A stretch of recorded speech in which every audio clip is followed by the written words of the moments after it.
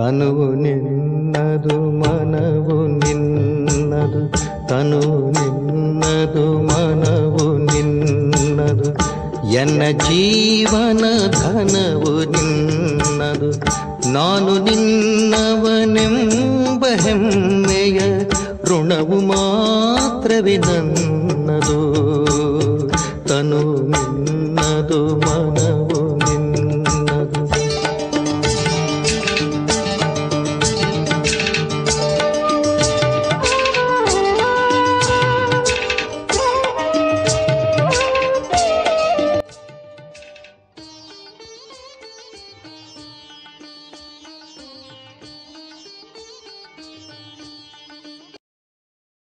ಓಂ ಶಾಂತಿ.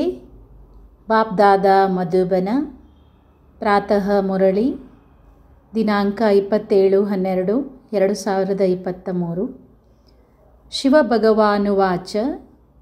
ಮಧುರ ಮಕ್ಕಳೇ, ದೇವತೆಗಳಿಗಿಂತನೂ ಉತ್ತಮ ಕಲ್ಯಾಣಕಾರಿ ಜನ್ಮ ನೀವು ಬ್ರಹ್ಮವತ್ಸರದು ಅರ್ಥಾತ್ ಬ್ರಾಹ್ಮಣರದಾಗಿದೆ.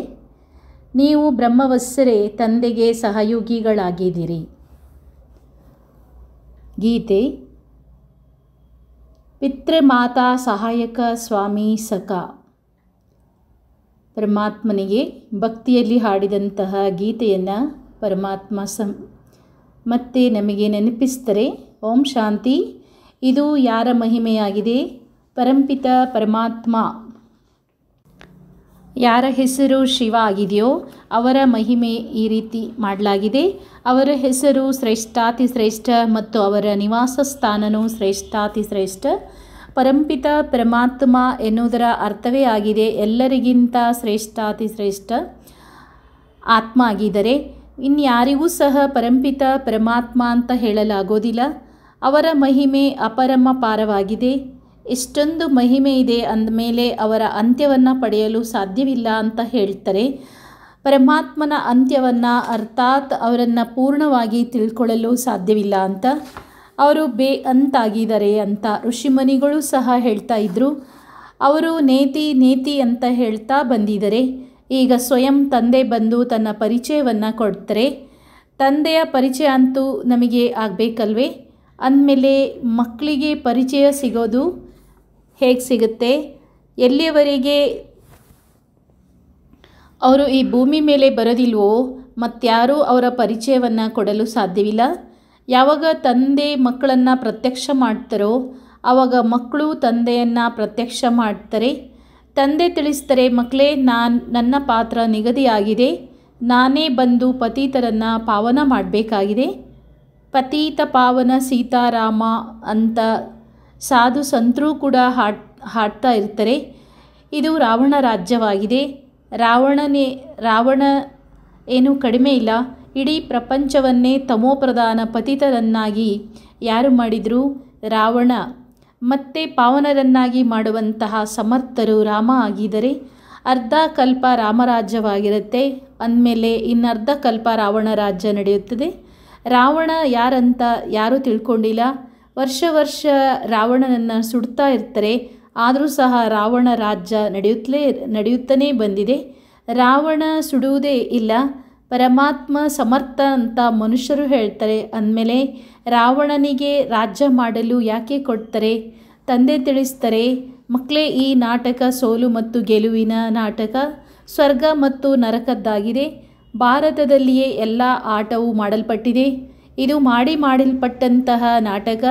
ಆದರೆ ಪರಮಪಿತ ಪರಮಾತ್ಮ ಸರ್ವಶಕ್ತಿವಂತ ಆಗಿರೋದರಿಂದ ಆಟ ಮುಕ್ತಾಯವಾಗುವ ಮುಂಚೆಯೇ ಧರಣಿಗೆ ಬರ್ತಾರೆ.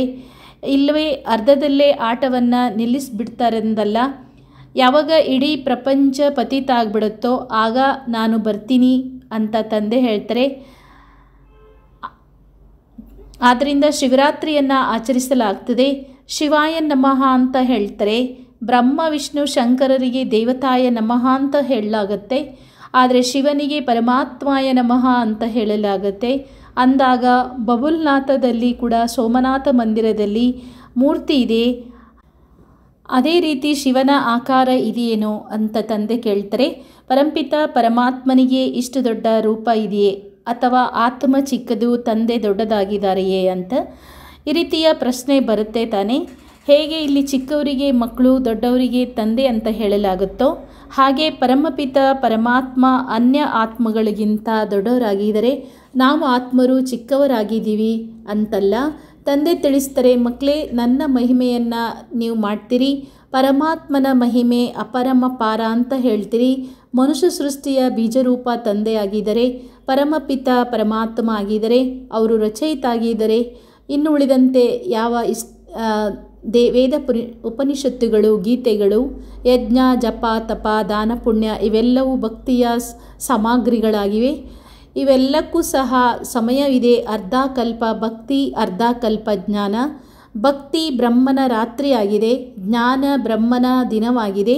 ಇದನ್ನು ಶಿವ ತಂದೆ ನಿಮಗೆ ತಿಳಿಸ್ತಾರೆ. ಇವರಿಗೆ ತನ್ನದೇ ಆದಂತಹ ಶರೀರ ಇಲ್ಲ. ತಂದೆ ನಿಮಗೆ ತಿಳಿಸ್ತಾರೆ, ಮಕ್ಕಳೇ ನಾನು ನಿಮಗೆ ಪುನಃ ರಾಜ್ಯ ಭಾಗ್ಯವನ್ನು ಕೊಡಿಸೋದಕ್ಕೆ ರಾಜಯೋಗವನ್ನು ಕಲಿಸ್ತೀನಿ. ಬ್ರಹ್ಮನ ರಾತ್ರಿ ಪೂರ್ಣವಾಗ್ತದೆ, ಧರ್ಮಗ್ಲಾನಿಯ ಸಮಯ ಬಂದ್ಬಿಟ್ಟಿದೆ. ಎಲ್ಲರಿಗಿಂತ ಹೆಚ್ಚಿನ ನಿಂದನೆಯನ್ನು ಪರಂಪಿತ ಪರಮಾತ್ಮ ಶಿವನಿಗೆ ಮಾಡಲಾಗ್ತದೆ. ಯದಾ ಯದಾ ಹಿ ಧರ್ಮಸ್ಯ ಗ್ಲಾನಿರ್ಭವತಿರ್ಭಾರತ ಅಂತ ಬರೀಲಾಗಿದೆ ತಾನೇ. ನಾನು ಕಲ್ಪದ ಹಿಂದೆ ಸಂಸ್ಕೃತದಲ್ಲಿ ಜ್ಞಾನವನ್ನು ಕೊಟ್ಟಿದ್ದೇನೆಂತಲ್ಲ, ಭಾಷೆಯಂತೂ ಇದೇ ಆಗಿದೆ. ಆದರೆ ಯಾವಾಗ ಭಾರತದಲ್ಲಿ ದೇವಿ ದೇವತಾ ಧರ್ಮದ ಸ್ಥಾಪನೆ ಮಾಡೋರ ನಿಂದನೆ ಆಗ್ತದೆಯೋ, ನನ್ನನ್ನು ಕಲ್ಲು ಮುಳ್ಳಿನಲ್ಲಿ ಹಾಕ್ತಾರೆ, ಆಗ ನಾನು ಬರ್ತೀನಿ. ನಾನು ಭಾರತವನ್ನು ಪುನಃ ಸ್ವರ್ಗವನ್ನಾಗಿ ಮಾಡ್ತೀನಿ, ಪತಿತರನ್ನು ಪಾವನರನ್ನಾಗಿ ಮಾಡ್ತೀನಿ. ನನಗೆ ಎಷ್ಟೊಂದು ನಿಂದನೆಯನ್ನು ಮಾಡಿದ್ದರೆ ನೀವು ಮಕ್ಕಳು ತಿಳ್ಕೊಂಡಿದ್ದೀರಿ, ಭಾರತ ಎಲ್ಲಕ್ಕಿಂತ ಪ್ರಾಚೀನ ಖಂಡವಾಗಿದೆ. ಯಾವುದು ಎಂದಿಗೂ ಕೂಡ ವಿನಾಶ ಆಗೋದಿಲ್ಲ. ಸತ್ಯಯುಗದಲ್ಲಿ ಲಕ್ಷ್ಮೀನಾರಾಯಣ ರಾಜ್ಯ ಸಹ ಇಲ್ಲೇ ಇರುತ್ತೆ. ಈ ರಾಜ್ಯವನ್ನು ಸ್ವರ್ಗದ ರಚಯಿತನೇ ರಚನೆ ಮಾಡ್ತಾರೆ. ಈಗ ಅಂತೂ ಅದೇ ಭಾರತ ಪತಿತ ಆಗಿದೆ. ಆದ್ದರಿಂದ ನಾನು ಪುನಃ ಬರ್ತೀನಿ. ಆದ ಕಾರಣ ಶಿವಾಯ ನಮಃ ಅಂತ ನನ್ನ ಮಹಿಮೆಯನ್ನು ಮಾಡ್ತಾರೆ. ಈ ಬೇಹದ್ದಿನ ನಾಟಕದಲ್ಲಿ ಪ್ರತಿಯೊಂದು ಆತ್ಮನ ಪಾತ್ರವು ನಿಗದಿಯಾಗಿದೆ, ಅದು ಪುನರಾವರ್ತನೆಯಾಗ್ತದೆ. ಇದರಿಂದನೇ ಕೆಲವು ವಿಚಾರಗಳನ್ನು ತೆಗೆದು ಹದ್ದಿನ ನಾಟಕವನ್ನು ರಚನೆ ಮಾಡ್ತಾರೆ. ಈಗ ನಾವು ಬ್ರಾಹ್ಮಣರಾಗಿದ್ದೀವಿ, ಅನಂತರ ದೈವತೆಗಳಾಗ್ತೀವಿ. ಇದು ಈಶ್ವರೀಯ ವರ್ಣವಾಗಿದೆ. 84 ಜನ್ಮದ ಅಂತ್ಯ ಇದಾಗಿದೆ. ಇದರಲ್ಲಿ 4 ವರ್ಣಗಳ ಜ್ಞಾನ ನಿಮಗಿದೆ. ಆದ್ದರಿಂದ ಬ್ರಾಹ್ಮಣ ವರ್ಣ ಎಲ್ಲಕ್ಕಿಂತ ಶ್ರೇಷ್ಠ ವರ್ಣ ಆಗಿದೆ. ಇದು ಅದರ ಮಹಿಮೆ ಮತ್ತು ಪೂಜೆ ದೇವತೆಗಳಾಗತ್ತೆ. ಆದರೆ ಮಹಿಮೆ ಮತ್ತು ಪೂಜೆ ದೇವತೆಗಳದಾಗತ್ತೆ. ಬ್ರಹ್ಮನ ಮಂದಿರ ಇದೆ, ಆದರೆ ಪರಮಾತ್ಮ ಬಂದು ಭಾರತವನ್ನು ಸ್ವರ್ಗವನ್ನಾಗಿ ಮಾಡ್ತಾರಂತ ಯಾರಿಗೂ ಗೊತ್ತಿಲ್ಲ. ಸ್ಥಾಪನೆಯೇ ಆಗ್ತಾ ಇದೆ ಅಂದಮೇಲೆ ವಿನಾಶನೂ ಆಗಲೇಬೇಕು. ಆದ್ದರಿಂದ ರುದ್ರಜ್ಞಾನ ಯಜ್ಞದಿಂದ ವಿನಾಶ ಜ್ವಾಲ ಪ್ರಜ್ವಲಿತವಾಯಿತು ಅಂತ ಹೇಳ್ತಾರೆ. ಈಗ ಅದೇ ತಂದೆ ಮಕ್ಕಳಿಗೆ ತಿಳಿಸ್ತಾ ಇದ್ದಾರೆ, ಮಧುರ ಮಕ್ಕಳೇ, ಈಗ ಇದು ನಿಮ್ಮ ಅಂತಿಮ ಜನ್ಮ. ನಾನು ನಿಮಗೆ ಪುನಃ ಸ್ವರ್ಗದ ಆಸ್ತಿಯನ್ನು ಕೊಡೋದಕ್ಕೆ ಬಂದಿದ್ದೀನಿ. ನಿಮಗೆ ಅಧಿಕಾರವಿದೆ. ಯಾರು ನನ್ನ ಶ್ರೀಮತದಂತೆ ನಡೀತಾರೋ ಅವರಿಗೆ ನಾನು ಸ್ವರ್ಗದ ಬಹುಮಾನವನ್ನು ಕೊಡ್ತೀನಿ. ಮನುಷ್ಯರಿಗೂ ಸಹ ಶಾಂತಿಯ ಪ್ರಶಸ್ತಿ ಇವತ್ತು ಸಿಗುತ್ತೆ. ಆದರೆ ತಂದೆ ನಿಮಗೆಲ್ಲರಿಗೂ ಸ್ವರ್ಗದ ಬಹುಮಾನವನ್ನು ಕೊಡ್ತಾರೆ. ನಾನು ನಿಮ್ಮಿಂದ ಏನನ್ನೂ ತಗೊಳ್ಳೋದಿಲ್ಲ. ನಾನು ನಿಮ್ಮ ಮೂಲಕ ಸ್ಥಾಪನೆಯ ಕಾರ್ಯವನ್ನು ಮಾಡಿಸ್ತೀನಿ. ಆದ್ದರಿಂದ ನಿಮಗೆ ನಾನು ಕೊಡ್ತೀನಿ ಅಂತ ತಂದೆ ಹೇಳ್ತಾರೆ. ನೀವು ಶಿವ ತಂದೆಯ ಮೊಮ್ಮಕ್ಕಳು, ಬ್ರಹ್ಮನ ಮಕ್ಕಳಾಗಿದ್ದೀರಿ. ಇಷ್ಟು ಮಂದಿ ಮಕ್ಕಳನ್ನು ಪ್ರಜಾಪಿತ ಬ್ರಹ್ಮರವರೇ ದತ್ತು ಮಾಡಿಕೊಳ್ತೀರಲ್ವೇ. ನಿಮ್ಮ ಬ್ರಾಹ್ಮಣ ಜನ್ಮ ಬ್ರಹ್ಮವತ್ಸರಾಗಿರುವಂಥದ್ದು ಎಲ್ಲಕ್ಕಿಂತ ಉತ್ತಮ ಕಲ್ಯಾಣಕಾರಿ ಜನ್ಮ. ದೇವತೆಗಳ ಅಥವಾ ಶೂದ್ರರ ಜನ್ಮ ಕಲ್ಯಾಣಕಾರಿಯಲ್ಲ. ಈ ನಿಮ್ಮ ಜನ್ಮ ಬಹಳಷ್ಟು ಕಲ್ಯಾಣಕಾರಿಯಾಗಿದೆ. ಏಕೆಂದರೆ ತಂದೆ ಸಹಯೋಗಿಗಳಾಗಿ ಸೃಷ್ಟಿಯಲ್ಲಿ ಶಾಂತಿ ಹಾಗೂ ಪವಿತ್ರತೆಯನ್ನು ತಂದೆಗೆ ಸಹಯೋಗಿಯಾಗಿ ತಾವು ಸ್ಥಾಪನೆ ಮಾಡ್ತೀರಿ. ಇವತ್ತು ಬಹುಮಾನವನ್ನು ಅಮೇರಿಕನ್ನರು ಅಥವಾ ಮೊದಲಾದವರಿಗೆ ಕೊಡ್ತಾರೆ. ಇಲ್ಲಿ ತಂದೆ ಹೇಳ್ತಾರೆ, ಯಾರು ನನ್ನ ಸಹಯೋಗಿಗಳಾಗ್ತಾರೋ ಅವರಿಗೆ ನಾನು ನನ್ನ ಬಹುಮಾನವನ್ನು ಕೊಡ್ತೀನಿ. ಪವಿತ್ರತೆ ಇದ್ದಾಗ ಸೃಷ್ಟಿಯಲ್ಲಿ ಶಾಂತಿ, ಸಂಪತ್ತು ಎಲ್ಲವೂ ಇರುತ್ತೆ. ಆದರೆ ಈಗಂತೂ ಇದು ವೈಶಾಲ್ಯವಾಗಿದೆ. ಸತ್ಯುಗ ಶಿವಾಲಯವಾಗಿರುತ್ತೆ. ಶಿವ ತಂದೆಯೇ ಸ್ಥಾಪನೆ ಮಾಡ್ತಾರೆ. ಸಾಧು ಸನ್ಯಾಸಿಗಳು ಹಠಯೋಗಿಗಳಾಗಿದ್ದರೆ ಗೃಹಸ್ಥ ಧರ್ಮದವರಿಗೆ ರಾಜಯೋಗವನ್ನು ಅವರು ಕಲಿಸಲು ಸಾಧ್ಯವಿಲ್ಲ. ಬಲೆ 1000 ಸಲ ಗೀತಾ ಮಹಾಭಾರತವನ್ನು ಓದಿದರೂ ಸಹ ರಾಜಯೋಗವನ್ನು ಕಲಿಸಲು ಸಾಧ್ಯವಿಲ್ಲ. ಇವರಂತೂ ನಾನು ಎಲ್ಲರ ತಂದೆಯಾಗಿದ್ದೀನಿ. ಎಲ್ಲ ಧರ್ಮದವರಿಗೂ ನಾನು ತಿಳಿಸ್ತೀನಿ. ಬುದ್ಧಿಯೋಗವನ್ನು ನನ್ನೊಂದಿಗೆ ಜೋಡಿಸಿ ನಾನು ಸಹ ಚಿಕ್ಕ ಬಿಂದು ರೂಪವಾಗಿದ್ದೀನಿ. ಇಷ್ಟೊಂದು ದೊಡ್ಡದ ಆಕಾರ ನನ್ನಲ್ಲಿ ಇಲ್ಲ. ಆತ್ಮ ಹೇಗಿದೆಯೋ ಪರಮಾತ್ಮನಾದ ನಾನು ಸಹ ಹಾಗೇ ಇದ್ದೀನಿ. ಕೇವಲ ನಾನು ಜನನ ಮರಣ ರಹಿತ. ನಾನು ಸದಾ ಪಾವನನಾಗಿದ್ದೀನಿ. ಮತ್ತು ಆತ್ಮರು ಜನನ ಮರಣದಲ್ಲಿ ಬರ್ತಾರೆ. ಪಾವನರಿಂದ ಪತಿತ, ಪತಿತರಿಂದ ಪಾವನರು ಆಗ್ತಾರೆ. ಈಗ ಮತ್ತೆ ಪತಿತರನ್ನು ಪಾವನರನ್ನಾಗಿ ಮಾಡಲು ತಂದೆ ಈ ರುದ್ರಜ್ಞಾನ ಯಜ್ಞವನ್ನು ರಚಿಸಿದರೆ, ಅದರ ನಂತರ ಸತ್ಯುಗದಲ್ಲಿ ಯಾವುದೇ ಯಜ್ಞ ಆಗೋದಿಲ್ಲ. ನಂತರ ದ್ವಾಪರದಿಂದ ಅನೇಕ ಪ್ರಕಾರದ ಯಜ್ಞಗಳನ್ನು ರಚಿಸ್ತಾ ಇರ್ತಾರೆ. ಈ ರುದ್ರಜ್ಞಾನ ಯಜ್ಞವನ್ನು ಇಡೀ ಕಲ್ಪದಲ್ಲಿ ಒಂದೇ ಬಾರಿ ರಚಿಸಲಾಗತ್ತೆ. ಇದರಲ್ಲಿ ಎಲ್ಲರ ಆಹುತಿಯಾಗಿ ಬಿಡುತ್ತೆ. ನಂತರ ಯಾವುದೇ ಯಜ್ಞಗಳನ್ನು ರಚಿಸಲಾಗೋದಿಲ್ಲ. ಯಾವಾಗ ಬರಗಾಲ ಅಥವಾ ಯಾವುದಾದ್ರೂ ವಿಪತ್ತುಗಳು ಬಂದಾಗ ಯಜ್ಞಗಳನ್ನು ರಚಿಸ್ತಾರೆ. ಸತ್ಯಯುಗ ತ್ರೇತಾಯುಗದಲ್ಲಂತೂ ಯಾವುದೇ ಆಪತ್ತುಗಳು ಬರೋದಿಲ್ಲ. ಈ ಸಮಯದಲ್ಲಿ ಅನೇಕ ಪ್ರಕಾರದ ಆಪತ್ತುಗಳು ಬರ್ತವೆ. ಆದರೆ ಎಲ್ಲಕ್ಕಿಂತ ದೊಡ್ಡ ಸೇಠ್ ಶಿವತಂದೆ ಬಂದು ಜ್ಞಾನವನ್ನು ರಚನೆ ನೀಡಿದರೆ ಅದರಿಂದ ಮೊದಲಿನಿಂದನೇ ಸಾಕ್ಷಾತ್ಕಾರ ಮಾಡಿಸ್ತಾರೆ. ಹೇಗೆ ಎಲ್ಲವೂ ಆಹುತಿಯಾಗಲಿದೆ, ಹೇಗೆ ವಿನಾಶವಾಗಲಿದೆ, ಹೇಗೆ ಈ ಹಳೆಯ ಪ್ರಪಂಚವು ನಿಶ್ಚಯ ಬುದ್ಧಿ ಮಕ್ಕಳಾಗಬೇಕಾಗಿದೆ. ಆದರೆ ನಿಶ್ಚಯ ಬುದ್ಧಿ ಮಕ್ಕಳಲ್ಲಿ ಪರಿಪೂರ್ಣ ಆಗಿಲ್ಲ. ಬೇಹದ್ದಿನ ತಂದೆ ಬಂದು ಓದಿಸ್ತಾರೆ. ಯಾರಿಂದ 21 ಜನ್ಮಗಳಿಗಾಗಿ ಆಸ್ತಿ ಸಿಗುತ್ತೋ ಹಳೆಯ ಪ್ರಪಂಚದ ಸನ್ಯಾಸ ಅಂದಮೇಲೆ ಅವರು ಯಾರು ತಿಳ್ಕೊಳ್ತಾರೆ ಅವರು ಪ್ರಭಾವಿತರಾಗ್ತಾರೆ. ಆದರೆ ಸ್ವಯಂ ಜ್ಞಾನಸಾಗರ ತಂದೆ ಬಂದು ಓದಿಸ್ತಾರೆ ಅನ್ನುವಂತಹ ನಿಶ್ಚಯವಂತೂ ಮಕ್ಕಳಿಗೆ ಆಗಿಲ್ಲ. ಕೇವಲ ಬಹಳ ಚೆನ್ನಾಗಿದೆ ಅಂತ ಹೇಳ್ತಾರೆ. ಆದ್ರೆ ಹೊರಗೆ ಹೋಗ್ತಾನೆ ಎಲ್ಲ ಸಮಾಪ್ತಿಯಾಗಿ ಬಿಡುತ್ತೆ. ಎಲ್ಲೋ ಒಬ್ಬೊಬ್ರು ಪುರುಷಾರ್ಥವನ್ನ ಮಾಡ್ತಾರೆ, ಬಲೆ ಪರಸ್ಪರ ಸತ್ಸಂಗವನ್ನ ಮಾಡ್ತಾರೆ. ಆದ್ರೆ ಯಾರು ಮಾಡ್ತಾರೆ ಅವರು ಸಹ ನಿಶ್ಚಯ ಬುದ್ಧಿ ಆಗಿಲ್ಲ. ಶವಗಳ ಪ್ರಪಂಚವಾಗಿದೆ. ಆಫ್ ಕಾಸ್ಟ್ ಅಂತ ಹೇಳಲಾಗುತ್ತೆ. ನಿಶ್ಚಯ ಹಾಗೂ ಸಂಶಯ. ಈಗ ಹೇಳ್ತಾರೆ ತಂದೆ ಓದಿಸ್ತಾರೆ, ಮತ್ತೆ ಈಗ ಹೇಳ್ತಾರೆ ಇದು ಹೇಗೆ ಆಗೋದಕ್ಕೆ ಸಾಧ್ಯ ಅಂತ. ಹೌದು, ಪವಿತ್ರರಾಗೋದು ಒಳ್ಳೇದು. ಆದ್ರೆ ಪವಿತ್ರತೆಯಲ್ಲಿ ಇರೋದು ಬಹಳಷ್ಟು ಕಠಿಣ ಅಂತ ಹೇಳ್ತಾರೆ. ಎಲ್ಲಕ್ಕಿಂತ ಮೊದಲು ನಿಶ್ಚಯ ಬೇಕಾಗಿದೆ. ಬಹಳ ಪ್ರೀತಿಯಿಂದ ಹೃದಯದಿಂದ ಬರಿಬೇಕು. ಹೇಗೆ ಬಂಧನದಲ್ಲಿರುವಂತಹ ಗೋಪಿಕೆಯರು ಪತ್ರ ಬರೀತಾರೆ, ಆ ರೀತಿ ಬಂಧನ ಮುಕ್ತರು ಎಂದು ಸಹ ಬರೆಯೋದಿಲ್ಲ. ಅವರು ಸದ್ಗತಿ ಬಾಬಾರವರು ಬರುತ್ತಾರೆ. ಒಬ್ಬರನ್ನ ತಿಳಿಸ್ತಾರೆ ಸಹ ನಿಶ್ಚಯ ಬುದ್ಧಿಯವರನ್ನಾಗಿ ನೀವು ಮಾಡಿಲ್ಲ. ಸಾಧಾರಣ ಪ್ರಜೆಯನ್ನ ಮಾಡಿದಿರಿ. ವಾರಸುದಾರರನ್ನ ತಯಾರಿ ಮಾಡಬೇಕು. ಒಬ್ರು ಸಹ ನಿಶ್ಚಯ ಬುದ್ಧಿ ಆಗಿಲ್ಲ. ನಿಶ್ಚಯ ಬುದ್ಧಿಯವರೇ ವಾರಸುದಾರರಾಗ್ತಾರೆ. ಕೆಲವರು ನಿಶ್ಚಯ ಬುದ್ಧಿ ಆಗ್ತಾರೆ, ಆದ್ರೆ ಜ್ಞಾನವನ್ನ ತಿಳ್ಕೊಳ್ಳೋದಿಲ್ಲ.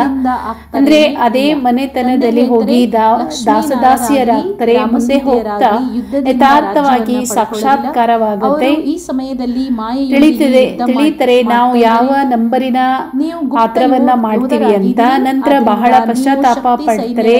ನಾವಂತೂ ಶ್ರೀಮತದ ಮೇಲೆ ನಡೀಲಿಲ್ಲ, ಆದ್ರಿಂದ ಈ ರೀತಿಯ ನಮಗೆ ದಾಸದಾಸಿಯ ಪದವಿ ಸಿಕ್ತು ಅಂತ. ಆದ್ರೂ ಸಹ ಪ್ರತಿ ಪರಿಸ್ಥಿತಿಯಲ್ಲಿ ಡ್ರಾಮಾ ಅಂತ ಹೇಳ್ತಾರೆ. ಡ್ರಾಮಾದಲ್ಲಿ ಇವರದು ಕಲ್ಪ ಅದೇ ಪಾತ್ರ ಇತ್ತು. ಸಾಕ್ಷಾತ್ಕಾರ ಆಗ್ಲೇಬೇಕು. ಕೊನೆಯಲ್ಲಿ ಫಲಿತಾಂಶ ಹೊರ ಬರುತ್ತೆ. ಅನಂತರ ಹೇಳಲಾಗುತ್ತೆ ಇದು ನಿಗದಿಯಾಗಿತ್ತು ಅಂತ. ನಮ್ಮ ಅದೃಷ್ಟದಲ್ಲಿ ಇದೇ ಇತ್ತು. ನಿಮ್ಮ ವಿದ್ಯೆಯ ಫಲಿತಾಂಶ ಬರೋದು ಇದಂತೂ ಬಹಳಷ್ಟು ದೊಡ್ಡ ಶಾಲೆಯಾಗಿದೆ. ನೆನಪು ಮಾಡಿ ಓದಿಸೋರು ಒಬ್ಬ ತಂದೆ ಆಗಿದ್ದಾರೆ. ಇಲ್ಲಿರುವಂತದ್ದು ಒಂದೇ ವಿದ್ಯೆಯಾಗಿದೆ. ಒಂದೇ ಪರೀಕ್ಷೆನೂ ಒಂದೇ ಆಗಿದೆ. ಶಿಕ್ಷಕರು ತಿಳ್ಕೊಂಡಿದ್ದಾರೆ ವಿದ್ಯಾರ್ಥಿಗಳು ಹೇಗಿದ್ದಾರೆ ಅಂತ.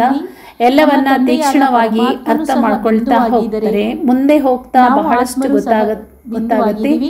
ಗಳಿಗೆಗೂ ಕೂಡ ನೀವು ಧ್ಯಾನದಲ್ಲಿ ಹೋಗ್ಬಿಡ್ತೀರಿ. ಹೇಗೆ ಆದಿಯಲ್ಲಿ ಹೋಗ್ತಿದ್ರು ಅದೇ ರೀತಿ ಈಗ ತಿಳ್ಕೊಳ್ತಾ ಹೋಗ್ತೀರಿ. ತಂದೆ ತಿಳಿಸ್ತಾ ಇರ್ತಾರೆ ನೀವು ತಪ್ಪು ಮಾಡ್ತೀರಿ, ಶ್ರೀಮಂತದ ಮೇಲೆ ನಡೆಯೋದಿಲ್ಲ. ಈ ರೀತಿ ನಡೀತಾ ಅಭ್ಯಾಸವಾಗಿ ಬಿಡುತ್ತೆ. ಬಲೆ ನೀವು ಕೇಳಿ ಶಿವಬಾಬಾ ನಾವು ನಿಮ್ಮ ಶ್ರೀಮಂತದ ಮೇಲೆ ನಡೀತೀವ ಅಂತ. ಬಾಬಾ ಹೇಳ್ತಾರೆ ನೀವು ನಡೆಯೋದಿಲ್ಲ ಅಂತ. ಆದ್ರಿಂದ ನಿಮ್ಮ ಅದೃಷ್ಟ ಈ ರೀತಿ ಕಾಣಿಸ್ಕೊಳ್ತಿದೆ. ತಿಳಿಯಲಾಗುತ್ತೆ ಈಗ ಕೆಟ್ಟ ದಿಶೆ ನಡೀತಾ ಇದೆ ಅಂತ. ಮುಂದೆ ಹೋಗ್ತಾ ಒಳ್ಳೇದಾಗ್ಬೋದು. ಕೆಲವರು ಕಾಮದ ಹಗುರವಾದ ನಶೆಯಲ್ಲಿ ಬಿಡ್ತಾರೆ. ಭಾರತ ಪಾವನವಾಗಿತ್ತು, ಶ್ರೇಷ್ಠಾಚಾರಿಯಾಗಿತ್ತು. ಯಾವುದು ಆಗ ಭ್ರಷ್ಟಾಚಾರಿ, ಈಗ ಭ್ರಷ್ಟಾಚಾರಿಯಾಗಿದೆ. ಆವಾಗ ಶ್ರೇಷ್ಠ ದೇವತೆಯರ ಮಹಿಮೆಯನ್ನು ಬಾಬಾ ಹೇಳ್ತಾರೆ, ಇದು ಅಸುರಿ ಸಂಪ್ರದಾಯ, ನಾನು ಬಂದಿದ್ದೀನಿ ದೈವಿ ಸಂಪ್ರದಾಯವನ್ನ ಸ್ಥಾಪನೆ ಮಾಡೋದಕ್ಕೋಸ್ಕರ. ದೇವಿ ದೇವತಾ ಧರ್ಮ ಶ್ರೇಷ್ಠವಾಗಿದೆ, ತಂದೆಗೆ ಪತಿತ ಪಾವನಾಗಿದ್ದಾರೆ. ಆದ್ರೆ ಮನುಷ್ಯರು ಇದನ್ನ ತಿಳ್ಕೊಂಡಿಲ್ಲ. ಯಾರೇ ಧರ್ಮ ಸ್ಥಾಪನೆ ಮಾಡಲು ಬರ್ತಾರೆ ಅಂದ್ರೆ ಅವರು ಅವಶ್ಯವಾಗಿ ಪವಿತ್ರರಾಗಿರ್ತಾರೆ. ಪ್ರತಿಯೊಂದು ಮಾತಿನಲ್ಲಿ ಒಳ್ಳೆಯದು ಹಾಗೂ ಕೆಟ್ಟದ್ದು ಇರುತ್ತೆ. ಕಡಿಮೆ ಅದೃಷ್ಟ ಹಾಗೂ ಒಳ್ಳೆಯ ಅದೃಷ್ಟದವರು ಈಗ ಇರ್ತಾರೆ. ಈಗ ಇದು ರಾವಣ ರಾಜ್ಯವಾಗಿದೆ, ಇದು ಈಗ ಸಮಾಪ್ತಿಯಾಗಲಿದೆ. ಈ ರಾವಣನ ನಗರಕ್ಕೆ ಅವಿನಾಶಿ ರುದ್ರಗೀತ ಜ್ಞಾನ ಯಜ್ಞ ಅಗ್ನಿಸ್ಪರ್ಶವಾಗಲಿದೆ. ನೀವು ರಾಮನ ಸೇನೆಯವರು ಕುಳಿತುಕೊಂಡಿರಿ. ಯಾರು ಈ ಧರ್ಮದವರಾಗಿರ್ತಾರೋ ಅವರು ತಿಳ್ಕೊಳ್ತಾ ಹೋಗ್ತಾರೆ. ನಂಬರ್ 1 ತಿಳ್ಕೊಳ್ತಾರೆ. ಕೆಲವರಿಗೆ ಒಂದೇ ಬಾಣ ಜನಕನ ರೀತಿ ತಗಲೋದ್ರಿಂದ ಸಮರ್ಪಿತ ಆಗ್ಬಿಡ್ತಾರೆ. ಅವರು ಯಾವುದೇ ನೆಪವನ್ನ ಹೇಳೋದಿಲ್ಲ, ಇದರಲ್ಲಿ ನೆಪಗಳು ನಡೆಯೋದಿಲ್ಲ. ಆದ್ರೆ ಮಾಯೆಯ ಬಿರುಗಾಳಿ ಬಹಳ ಬರ್ತವೆ. ತಮ್ಮ ಮನೆತನವನ್ನ ಮರೆತು ಬಿಡ್ತಾರೆ. ನಾವು ಈಶ್ವರಿಯ ಸಂತಾನರಾಗಿದ್ದೀವಿ ಅಂತ. ಮಕ್ಕಳು ಬಹಳ ಮಧುರರಾಗಬೇಕು. ಸ್ವಲ್ಪವೂ ಕಾಮವಿಕಾರದ ನಶೆ ಇರಕೂಡದು. ಕಾಮ ಬಹಳ ದೊಡ್ಡ ಶತ್ರುವಾಗಿದೆ. ಇದೇ ಬಹಳಷ್ಟು ಪರೀಕ್ಷೆಯಾಗಿದೆ. ಬಾಬಾರವರು ಕೊಡಲು ಸಾಧ್ಯವಿಲ್ಲ ಹೇಳ್ತಾರೆ, ಮಕ್ಕಳೇ ಒಟ್ಟಿಗೆ ಇದ್ದು ಪವಿತ್ರರಾಗಿ ತೋರಿಸಿ. ತಂದೆ ಮಕ್ಕಳ ಸ್ಥಿತಿಯನ್ನ ತಿಳಿದಿದ್ದರೆ ನಿಶ್ಚಯ ಬುದ್ಧಿಯವರು ತಂದೆಗೆ ತಮ್ಮ ಸಮಾಚಾರವನ್ನ ಕೊಡ್ತಾರೆ.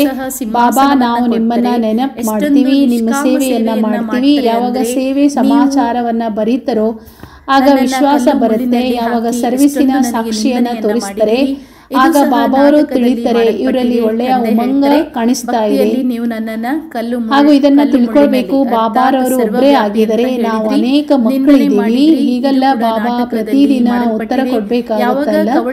ಬಾಬಾರವರು ಬಡವರ ಬಂಧು ಆಗಿದ್ದಾರೆ, ಬಡವರಿಗೆ ದಾನ ಕೊಡಲಾಗುತ್ತೆ. ಭಾರತ ಕಂಡಷ್ಟು ಬಾರಿ ಬಡವ ಆಗಿದೆ, ಭಾರತವೇ ಸಾಹುಕಾರದಿಂದ ಬಡವಾಗಿದೆ. ಇದು ಯಾರಿಗೆ ಸಹ ಗೊತ್ತಿಲ್ಲ.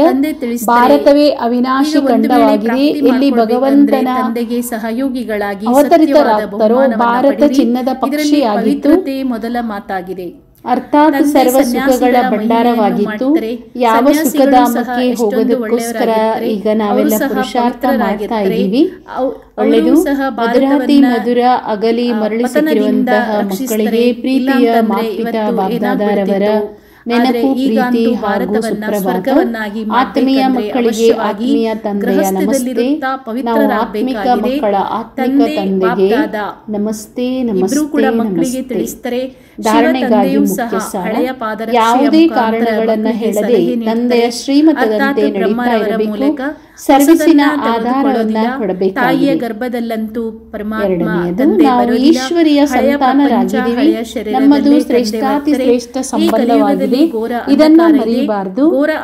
ಬುದ್ಧಿಯವರಾಗಬೇಕು ಮತ್ತು ಅನ್ಯರನ್ನು ಮಾಡಬೇಕಾಗಿದೆ. ಮಧುರಾತಿ ಮಧುರ ವರದಾನ ಶ್ರೇಷ್ಠ ಸ್ವಮಾನದ ಸೀಟಿನಲ್ಲಿ ಎಲ್ಲರಿಗೂ ಸನ್ಮಾನವನ್ನ ಕೊಡುವಂತಹ ಸರ್ವರ ಮಾನನೀಯರಾಗಿರಿ. ಸದಾ ತಮ್ಮ ಶ್ರೇಷ್ಠ ಸಮಾನದಲ್ಲಿ ಸಿದ್ಧರಾಗಿದ್ದು ನಿರ್ಮಾಣರಾಗಿ ಎಲ್ಲರಿಗೂ ಸನ್ಮಾನವನ್ನ ಕೊಡ್ತಾ ನಡೆದಾಗ ಈ ಎರಡೂ ಪಡೆದುಕೊಳ್ಳುವಂತವರಾಗಿರಿ. ಸಮ್ಮಾನ ಕೊಡೋದು ಅರ್ಥಾತ್ ಆತ್ಮವನ್ನ ಉಮಂಗೋತ್ಸಾಹದಲ್ಲಿ ತಂದು ತರುವಂತದ್ದು. ಸದಾ ಸಮಾನದಲ್ಲಿರುವುದರಿಂದ ಸರ್ವ ಪ್ರಾಪ್ತಿಗಳು ಸ್ವತಃ ಆಗ್ಬಿಡ್ತವೆ. ಸಮಾನದ ಕಾರಣ ವಿಶ್ವ ಸಮ್ಮಾನ ಕೊಡುತ್ತೆ. ಸರ್ವರಿಂದ ಶ್ರೇಷ್ಠ ಮಾನ್ಯತೆನೂ ಸಿಗುತ್ತೆ. ಪವಿತ್ರರಾಗ್ತೀರಿ ಮತ್ತು ಮಾನನೀಯರಾಗ್ಬಿಡ್ತೀರಿ.